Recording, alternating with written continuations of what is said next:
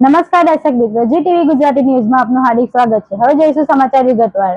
સુરતના ઉત્તરાયણની આઈ trust consultancy અને સરથાણાની આરંભ એજ્યુકેશનમાં ઉત્તરાયણ પોલીસે 1.5 વર્ષ અગાઉ રેડ પાડી ગુજરાત મહારાષ્ટ્ર શિક્ષણ બોર્ડની માર્કશીટ, અલગ અલગ યુનિવર્સિટીના ડિગ્રી સર્ટિફિકેટ બનાવી આપતા 3ને ઝડપ્યા હતા।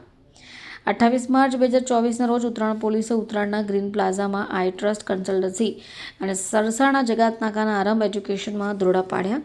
65,000થી ₹1.50 લાખમાં ગુજરાત સહિત દેશની અલગ અલગ રાજ્યોની જુદી જુદી યુનિવર્સિટી શિક્ષણ બોર્ડની બોગસ માર્કશીટ, ડિગ્રી સર્ટિફિકેટ બનાવી આપતા ધ્રુવિન મગન કોઠિયા, વિશાલ મહેશ તેજાણી, સંજય કનુભાઈ ગિલાણીને ઝડપી પાડ્યા, મુદ્દામાલ કબજે કર્યો।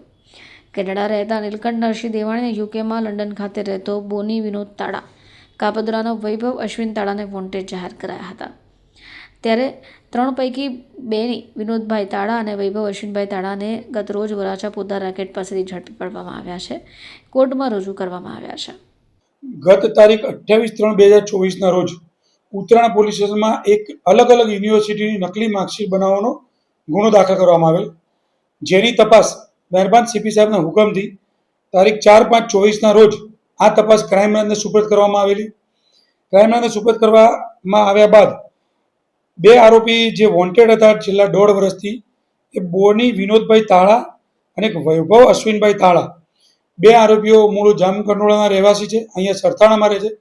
એ બંનેને અટક કરવામાં આવેલા છે અને નામદાર કોર્ટમાં રજૂ કરી સોમવાર સુધીના 15 સુધીના રિમાન્ડ મળેલ છે।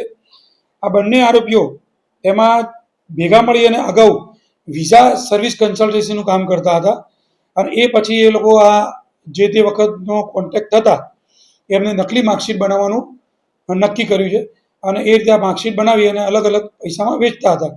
જે મૂળ આરોપી છે એને પકડવાનું બાકી છે, એની તપાસ દિલ્હી, મુંબઈ તપાસ ચાલી રહી છે। આ અલગ અલગ યુનિવર્સિટીનો જે સ્ટુડન્ટો મળી આવે, અલગ અલગ જે યુનિવર્સિટી માગે એની એજન્ટો મારફતે માર્કશીટ બનાવતા હતા અને પૈસા સારા મળવા માંડે એટલે એમને આ ધંધો ચાલુ કરી દીધેલો છે અને આ જે મેઇન એજન્ટ છે જે બનાવે છે એને પકડવાની તજવીજ ચાલુ છે।